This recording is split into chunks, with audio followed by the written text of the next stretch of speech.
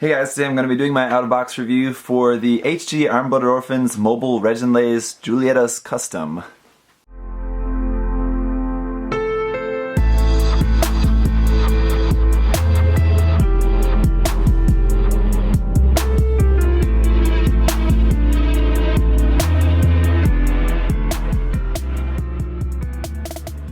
So yeah, again, just according to the box art, the English name that they have it under is Julieta's Mobile Reginlaze, but the Japanese is Mobile Reginlaze Julieta Custom, so I'm just kind of going with the Japanese, I guess. But anyway, you get what it is, and I just want to say thank you to MindFenix Hobby Store, as always, for sending me this kit to share with you guys. Again, if you're living in Australia, do check out their site and shop with them. And I'm really happy with this kit because I have to say this is probably now my second favorite version of the Graze. I mean, it is now not exactly the Graze, it's the Reginlaze, a little bit different, but it does have a different frame there as well, but it's still kind of pretty much a Graze, right? I mean, it's just another variation of the Graze. But I have to say, this is probably now my second favorite. My first favorite still being the Graze Ritter. That one I think is still holding strong as my favorite, but this one I'm pretty sure I think I can name this one the second favorite. Anyway, so I talked a lot in the unboxing about the color differences of this kit. Here you can see what the color of it is anyway. And now that I'm looking at it again, I think the color is pretty close to the color that it's shown on the box art. But the color that's shown, I mean like on the front of the box anyway. But that being said, it's definitely different from the artwork of the kit, the illustration in the manual, as well as the photographs on the side of the box, like the completed photographs of the kit. Definitely a different color of green. This particular shade of green that it's molded in, not really my particular favorite. It's a little bit too just like hunter green, kind of that kind of color that's just kind of not that great, but with a simple paint job, this could definitely be a much nicer color of green. Anyway, so let's get a look at some articulation here. The one thing that I think I like the least, my least favorite thing about this kit is going to be the hands. So we'll take a look at those here in a minute. Not just the shape, but the way that those work. It is a little bit disappointing, but anyway, starting off with the head here, I really love the design of the head, this whole really wide head there. It's a really cool design. So it still has the same shape of the Graze head there in the center, but then it has all this whole part going around it. It's a really cool, unique look for that. So of course this can still open up. We have a yellow sticker there underneath, and then a yellow sticker here on the inside as well. You can open that up and set this so that that's open like that, I think, and we have a sticker there inside the head as well. So once that's closed up, the head will go up to about there, not a whole lot. It definitely has a very froggish kind of look to that head, something like that, and then down to about there. We've got some yellow stickers there in on the chest, which you can see those are just barely poking through here, the gaps in the armor, and this part's coming off here, and then the other part popped off there. And then around on the back, there's the yellow sticker there on the back. Those are the only stickers on the kit, so definitely very sticker light kit, like most of the Grazes have been, pretty light on the stickers. In the stomach, we have just the same kind of stomach articulation here. It's going to go up and down, and then at the bottom, at the base of there, we have a ball joint as well, which is going to allow for a little bit more movement. So I feel like the ball joint at the bottom is a little bit more solid than the previous versions of the Graze. Not that the previous versions of the Graze were weak, but the previous Graze frame, I think, allowed for some more movement there at that bottom ball joint. This one is pretty stiff. They're not going to get as much movement in that bottom part. Just going to the arms also are going to be just very similar. They're going to go up to about there, and then just have a swivel here at the top of the arm, and then a bend. Alright, so here, that is the problem with this hand. So while that's off, let me just show this to you. Most hands, you have a ball joint just at the base of the hand, but this one, the ball joint is at the base of this whole inner part of the wrist. So we're putting the armor piece over that, and then this plugs into the arm. Now the problem with that is that means that, for one, if you wanted to replace the hands with different hands like I want to, because I hate the look of these hands, they're not really going to fit. Really, you're definitely going to have to do a lot more modification. I think it really wouldn't be The most difficult thing, I think probably what you would want to do is maybe just cut the hand off here, and then maybe just set a polycap into this lower part of that gray part. Is probably what I would do in that situation, but that's just kind of annoying that you would have to do that they designed the hands in this way. The other thing is that where these plug in on this ball joint here in like the middle of the forearm, it's really loose. That polycap, it looks deep, and I'm pressing it in like as hard as I can, and it's not going any deeper into that, so it's really loose. If you just like tap it barely, it just pops off like that. So that is probably going to happen a few times over the course of this review, so sorry about that. The other thing, the back of the arms definitely look like it's definitely missing something here. I wish that you had some sort of piece that was covering that. I know that's so you can attach the other gauntlet weapon later, but it does look a little bit odd there with the arm just like that. Anyway, the shoulder parts here on the top are just on these little pegs. So let me just pull this off so you can see that. Just on a peg, not a ball joint, so that's just plugged onto the top of it. This shape of that shoulder piece inside there though is cool, and I like the shape of this shoulder armor piece on the outside as well.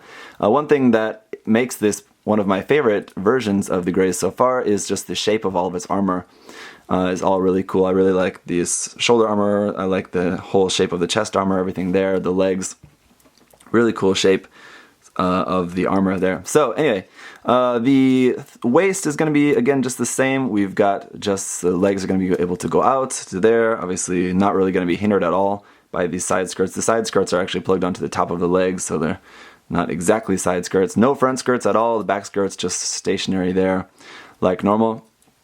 Leg can go up, so you've got full range of the leg. You're not really going to be limited at all, and you're not really going to want to go out any farther than that anyway in terms of going wide. Swivel at the top, bend at the knee. We have some separation with that white part in the knee armor, so that's really cool. Really nice full bend there at the knee. And then moving down here to the ankle, we have that front little ankle piece, which is just on a ball joint, again similar to the old Grays kits. And then the ankle itself will bend to the side, so no problem there. These feet got rid of the high heels, which some people might be happy about.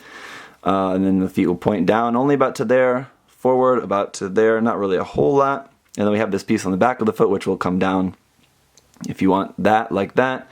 And then when it's not down, it will just stay up like that. It kind of has a little bit of like a lock. It's not really a lock, but it definitely has like a set position there.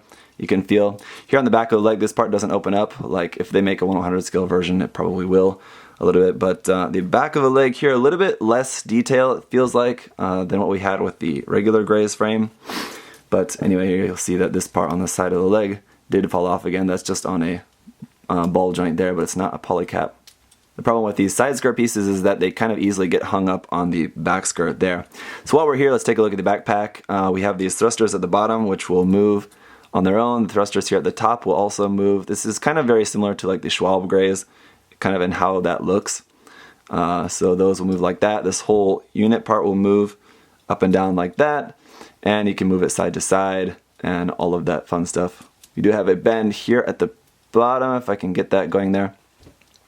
In this gray circle part there, that part will rotate as well to give you a pretty good range of movement in these backpack things here. These things are okay. I like these better than on the Schwalbe Grays, but I think I still prefer the backpack of the regular standard Grays more than this one.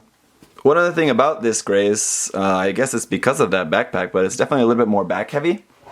The other ones didn't really even have much of a problem standing up, but this one I feel like is definitely a little bit more back heavy than other versions. So anyway, in terms of accessories for the head, if you don't want the standard head, we do have a Commander type head as well with just a little fin on there if you wanted to use that. We have this little joint part. Now this says that this is just a joint part that is to be used freely to attach weapons. So this doesn't really have any specific purpose. I'm guessing this is more meant to be used with some weapon sets or something. Where you can plug this on the kit, I would say, is most notably here. There we go, kind of tricky to get in there, but there on the back skirt, you can plug it there in the center. So I'm not quite sure at the moment what I can do with that. I haven't taken a look at the new weapons set yet, so we'll have to take a look at that soon. Then we've also got these two gauntlets. Now these are kind of okay looking kind of things, and these will just attach onto the back of the arms. So again, they definitely make the arms look a little bit more complete with just that back part covered up. But there you go, you can just plug it onto the back of the arm like that. It actually plugs on just to the back of that wrist part, which falls off quite easily, so I'm worried that this will fall off, but hopefully not. It looks kind of okay, and dang, this part keeps falling off. If you wanted to plug this on backwards instead of forward like that, if you wanted to plug it in the opposite way, it wouldn't work. You'll have to cut or modify either this or the back of the arm a little bit to make that fit on there. So just in case anyone was wondering about that, you can't put this on backwards.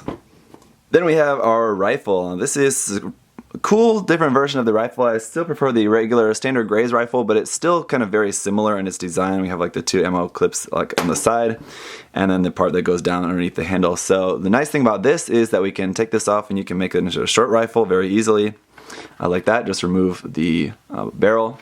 The other cool thing about this is that you can store these parts around in different places on the kit. So if I take off like one of these ammo packs here, you can actually put these ammo packs either here on the shoulder, here on the side skirt there, or here on the back skirt there. So a lot of different places you could store these. Of course, if you just cut off that peg on the ammo pack, you could just glue this onto anywhere. But if you want to be able to take it on and off again, there's those places. So if you had a few of this kit, or later on, I'm sure we'll probably be getting more of this rifle, maybe in different variations of this kit or something. So if we have more ammo packs, you can store a bunch of them like all over the kit if you wanted. It would be kind of cool to have one that's with like just loads of ammo. Then once you have the ammo packs off, you can also store the rifle pretty much anywhere. So the rifle has this same size peg just built onto the side of the rifle, so then you could then store this somewhere. So let's say we wanted to store it, well, just for the sake of ease, let's just stick it here onto the side skirt. You can just stick it right there, and then he can carry that on the go. Then we have these. These are Julieta's custom twin pile. Now these are an interesting kind of weapon. They kind of look like they should be more held like this, held here, and then just used as like a club sort of weapon, but they're actually held on the handle here, and then this is just a pile there, and then this is just a club sort of weapon, I guess, gauntlet sort of thing, also held on the hand there. And then we also have this little bit here at the end, which can come off, and then we have a wire or a lead that you can connect to that. So you just plug this into one end, plug the other end back into here, and then we have a little claw there, a little grappling hook sort of thing that you can attach onto the end of this. Now, unfortunately, we only have one wire, and it's not very long, so you could cut it in two and have two of them, but then you're not going to really have a whole lot of wire to work with. So wish that we would have had two with these. I find it a little bit strange that they didn't include that, but unfortunately, that is what we got. So that's it. To plug these into the hands, you have to take them apart a little bit. You have to take off this piece here off the front, and then you have to pull the handle apart, and then you can just plug that in through the hand, close this back up, and then put that part back on, and that's it. So this is a kind of interesting weapon. I'm not really that into it, to be honest, but it's interesting. But I don't know, the kit has really nice articulation, so I think with some interesting weapons like this, we should be able to get some pretty cool poses out of it. So let's check it out. So here's the comparison with the original standard / commander type Graze, and yeah, I mean, they definitely look like they're from the same sort of origin, but at the same time you can definitely tell, I mean, or at least it definitely looks like to me, the standard Graze definitely looks like it's more sort of like for like ground combat, definitely looks more like a grunt sort of mobile suit. The Reginlaze definitely still has that kind of mass production look, but it definitely looks more outfitted like for space, obviously, and it looks just like a really cool just space type grunt mobile suit, and definitely more advanced looking, so sort of like comparing a Leo and a Virgo, like if you wanted to put it in terms of like comparing it to something from Gundam Wing, it definitely has that sort of look to it. So anyway, both cool. I still definitely love the original standard Graze there. It's looking pretty awesome, I must say. But the Reginlaze also looking pretty cool as well.